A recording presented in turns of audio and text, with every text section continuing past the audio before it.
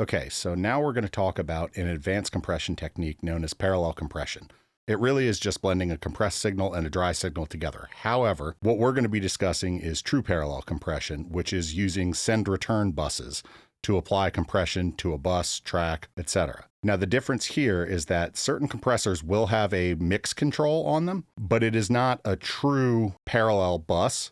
It's just a balance pot for the dry signal and wet signal. So say you have 75% wet, you're only getting 25% of the dry signal. And sometimes that's great and it's more than enough and that's really easy.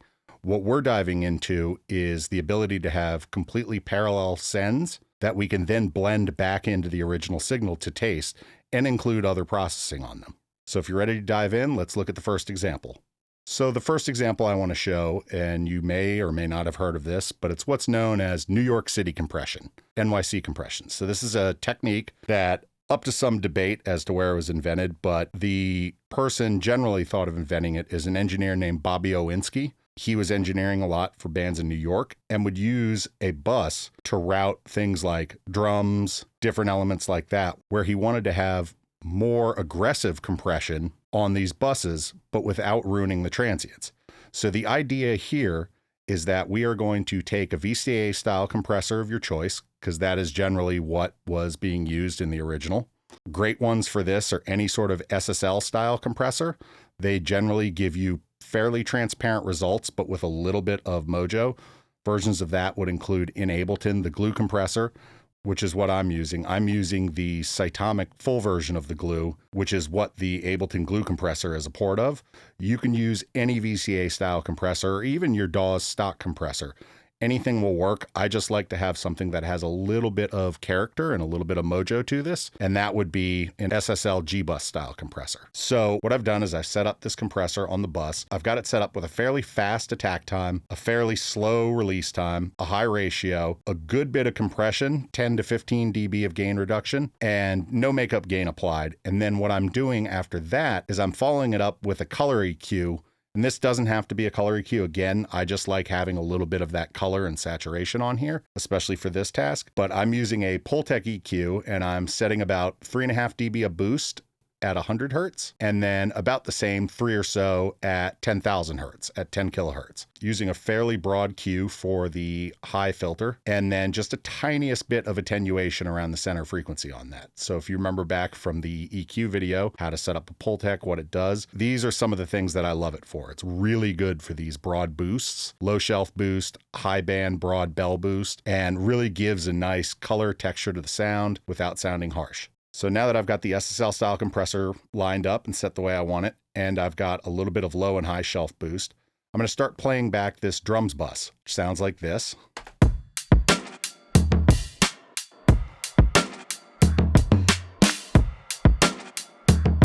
So now I'm going to send the drums bus at full send to this first return for the NYC compression. Now, as I play this back, I'm going to start pulling up the volume fader of this return channel, and you're going to hear it start to come alive, start to have more density, more weight to it.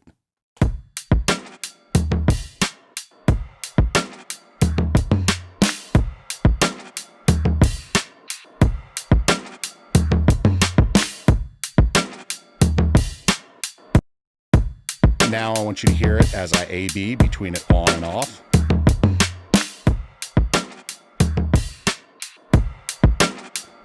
And you can hear the lift that it's giving. So once again.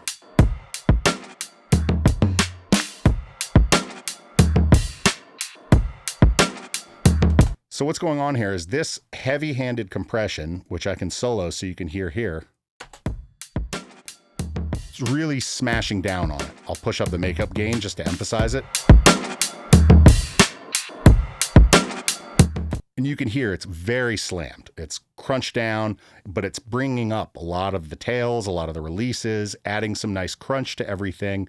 But if I were just to do this directly on the channel, it wouldn't sound the same. It would sound exactly like you're hearing it on this return bus. So this parallel technique enables me to get that density, to get that beef to this drum beat and blend it into taste. So just once again.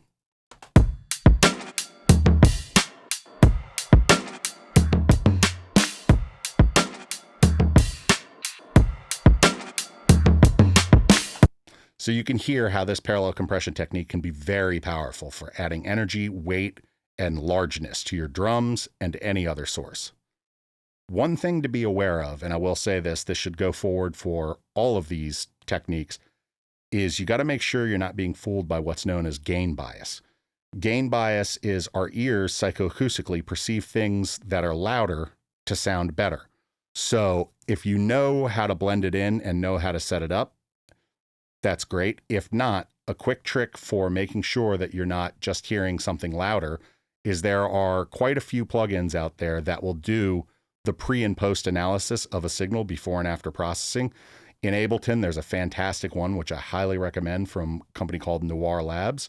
It's called Volume Buddy. I think it's about $8, something like that, and it's worth every penny. So what this does is this knows its place in a signal and then will compensate in LUFS, not just straight decibels, but using a measurement of LUFS before and after, which is a more realistic metric of how we perceive loudness. It uses that to compensate for the volume from these two things. So now, once it stabilizes, so now it's right there, and what I'll be able to do is A/B it on and off with this bypass switch, and you can hear the difference the processing is making without the change in gain. So that will enable me now to know that, okay, this is doing a good bit of change, and I also do know that there is about an 8 dB difference. So I am adding some volume to this drums bus by blending this in. I could even just take this, put a utility on here, pull it down by 8 dB, right about there, bypass this, and then now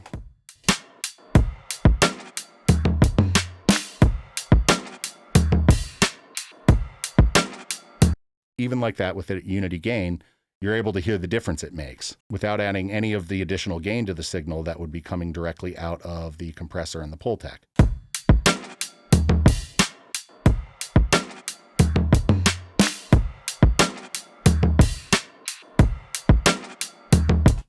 Hopefully this shows you what true New York City compression is and how it can enhance your drums bus and add weight and detail without destroying your transients and the punchiness you have from your drums. Okay, so the next parallel technique I want to look at is something that I call meat compression.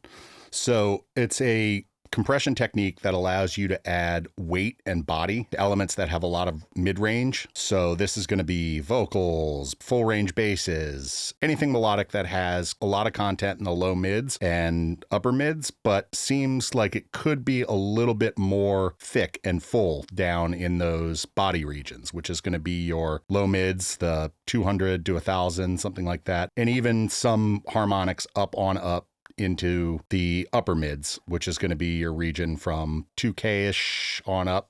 So what this consists of, I've got a bass sound here, which we're going to listen to by itself real quick.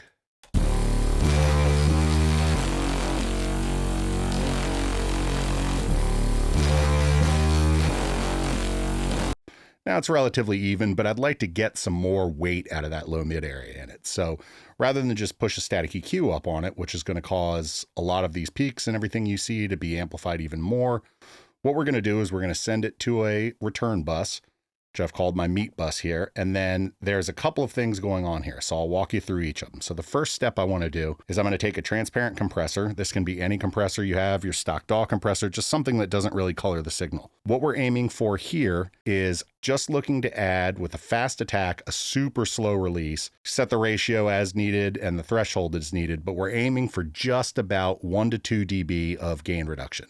So I'm going to send this bus in full to our meat bus, and then I'm going to solo it so we can hear it here.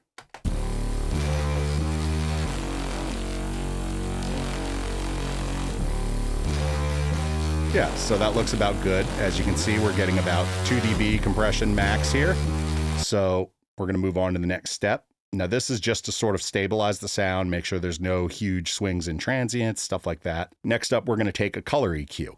In this case, I've gone for a Neve 1073 style EQ, as these have a lot of good character. They have some bit of saturation soft clipping that comes through with them.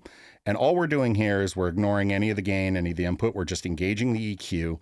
And then what I've done is set our midband to about 360 hertz and just adding 2 to 3 dB of boost, really do it to taste based on the program material. And then I've got the low shelf here at 220, pushing that up, and that's adding about the same, about 3 dB.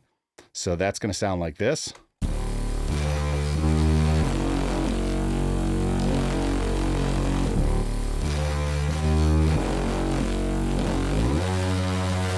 And like I said, this can be any sort of color EQ you use. You just want something that allows you to have 2 different frequencies to be able to push up in the low mids. And usually that's going to be around 220 and 360, because those are where a lot of that weight will come from. Now, you don't want to overdo it, because this is also where a lot of mud can build up. But we're going to push that up. And then I'm also just going to engage the low pass filter here. You can do this later down the line, but I figure while we're here, I'm going to cut out everything under 50 just so we have it here. So it's just pushing those up and then giving us a nice bit of color in that low mid and some of this EQ's color and character injected into the sound to generate some harmonics. Next up, we've got any transparent EQ. So stock DAW EQ, anything that is not going to color. And I am just doing a little low cut on the end. And then I'm taking this up to about 7,500 with 12 or 24 dB. It's really up to taste. High pass and low pass. So right here, we're going to set it about here. And that's going to sound like this. So now we're really just kind of honing in on this low mid region where we boosted. Just making sure we're not adding too much of the highs back in. And we can blend this. This is all variable, so we can pull this to wherever we want as we go. But for now, I think that's fine. Then our magic really happens when we use a very colorful tube style compressor like a Fairchild.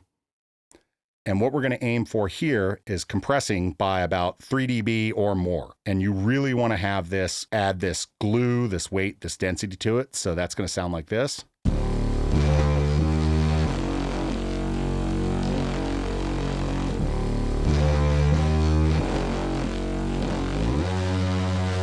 And so let's hear that A beat again.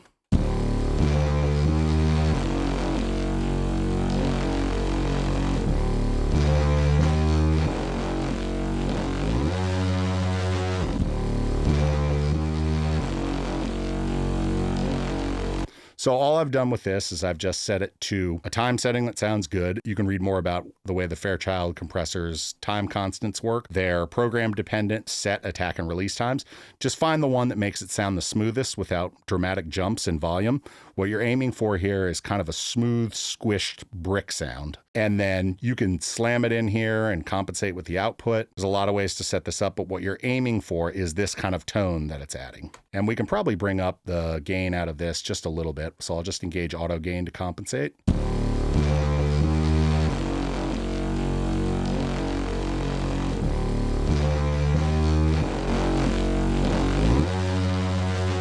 So now you can hear the weight it's adding. I've set the sidechain filter up a little bit. I've set it so that it's not targeting too much of the low end information of this.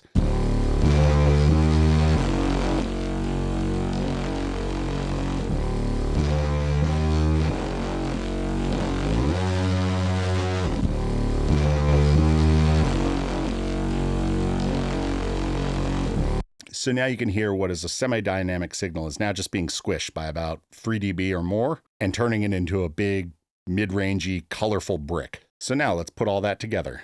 So in context, while we're listening to the bass, I'm going to start blending this return channel, our meat compression channel, back in with the original bass, and that should add the density and the weight that I'm looking for. So that's going to sound like...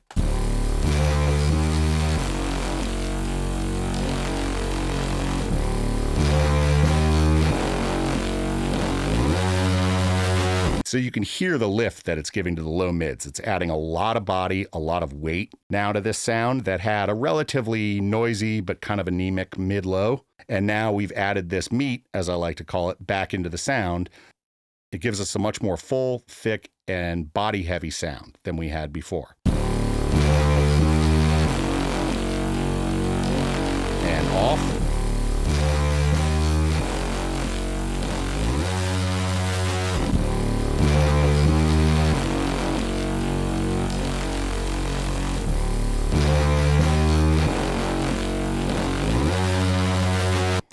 that's the meat compression.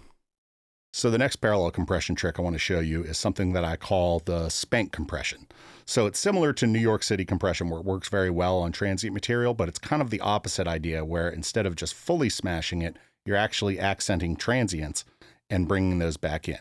So I've got our return group C here set up, our Spank bus, and I've got a couple of different plugins going on here because I'm going to show you how this can work in a couple of different ways and by modifying it, but the core functionality is relatively the same.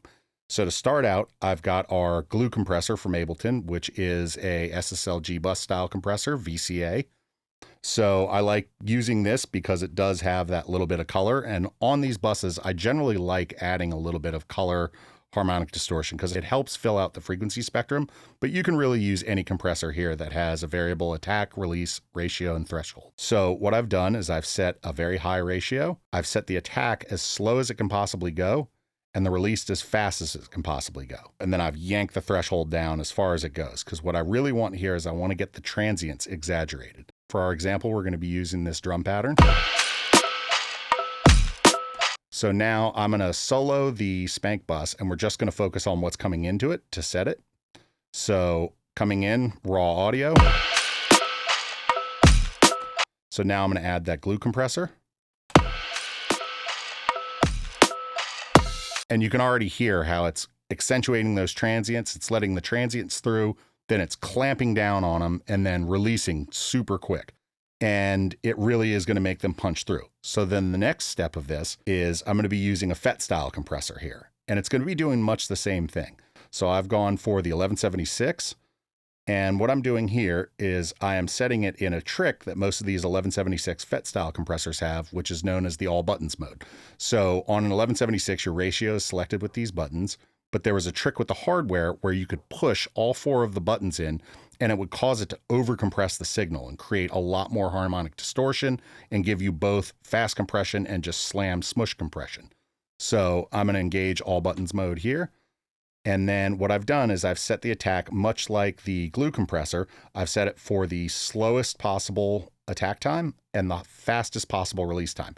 One thing to note is on most 1176 compressors, because it's the way it was in the hardware, the attack and release times are reversed on the knobs. So the lowest number is the slowest and the highest number is the fastest. So that's why compared to down here, where I want the slowest attack, I've got it turned up all the way to the right. On this, I've got it turned up all the way to the left and the release turned up all the way to the right. So slowest attack, fastest release. Then we're going to start playing the signal back with this compressor engaged here. And so now what you should be able to hear is how I'm still getting those transients, but I'm also getting this intensely smushed sound. And you can set the input up to taste. So I'm going for a lot of compression on here because this is going to be blended in very gently. So you can push the input to add more or pull it back. But what I want is I want a very punchy transient sound, but also a kind of smash sound. So next we're going to play back the loop in context and blend this channel in with our drum loop. So let's go and hear how that sounds.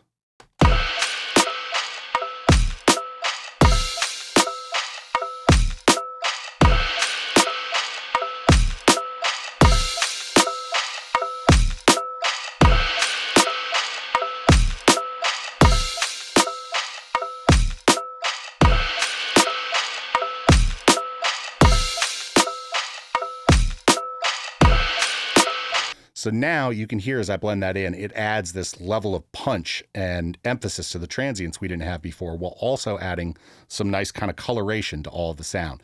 It adds a little bit of glue for everything to kind of gel it together. Because keep in mind, I've got no processing on any of these drum stems whatsoever. So nor on the drums bus. So what you're hearing is just what these parallel compression buses are doing.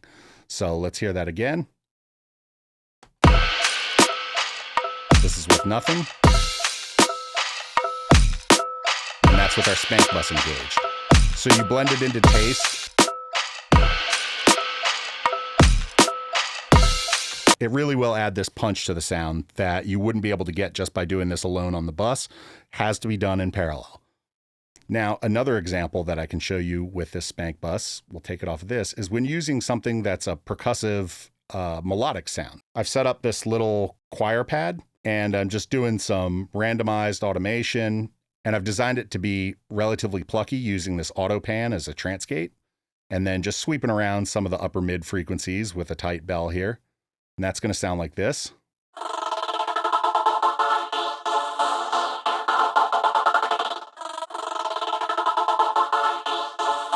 So now, in the context of hearing this together with the drums,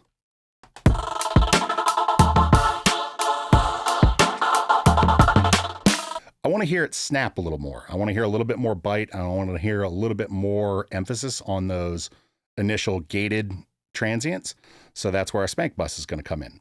But this time, what I'm going to do is I'm going to add something else into the mix. So let's solo this, and we're going to send this at full to the Spank bus and solo in on the Spank bus itself. So using the same settings we had before, it's already pretty percussive, but I really don't want to add too much more of that mid-range to it. So what I'm going to do here is I'm going to use a noise gate. So I've got a noise gate here set up so that it's attacks super fast, holds for a very short time, releases super quickly. And what that's going to do is just grab those first initial transients that the glue compressor is letting through. So that's going to sound like this.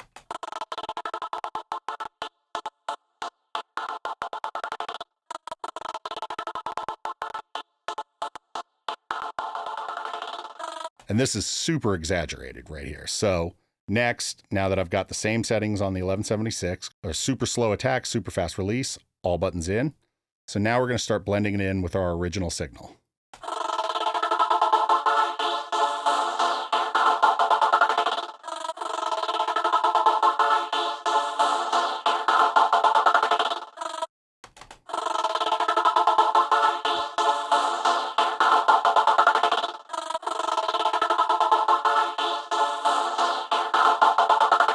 And as you can hear, it starts adding that transient emphasis that's just really cutting through. And it just exaggerates what's happening here with the noise gate by going da da da da da da da rhythmically. And so in the context with the drums, that's going to sound like.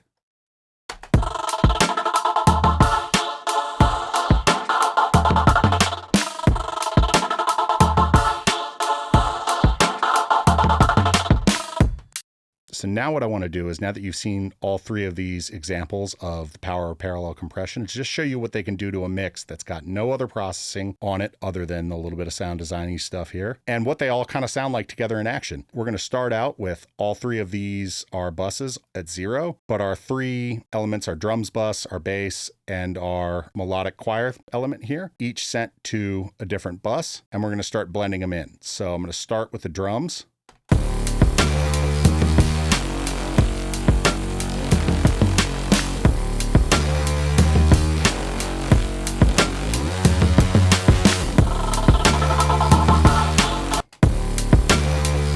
Bring in the meat for the bass.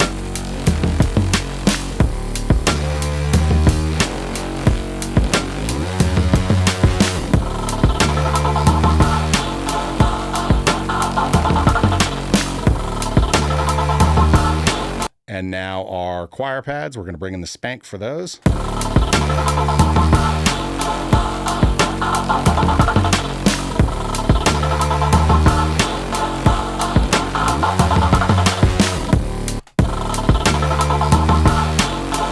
And let's A/B all three of those off and on.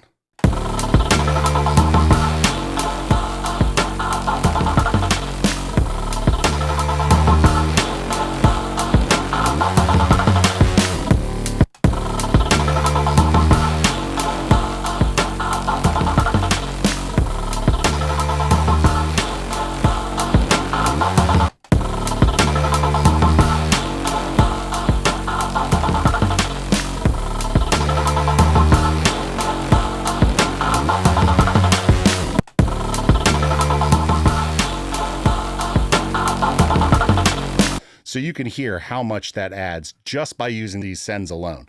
I've done no other mixing, no other processing on any of these channels. It's just literally the original sounds as I had them, no mixing happening other than just using these buses.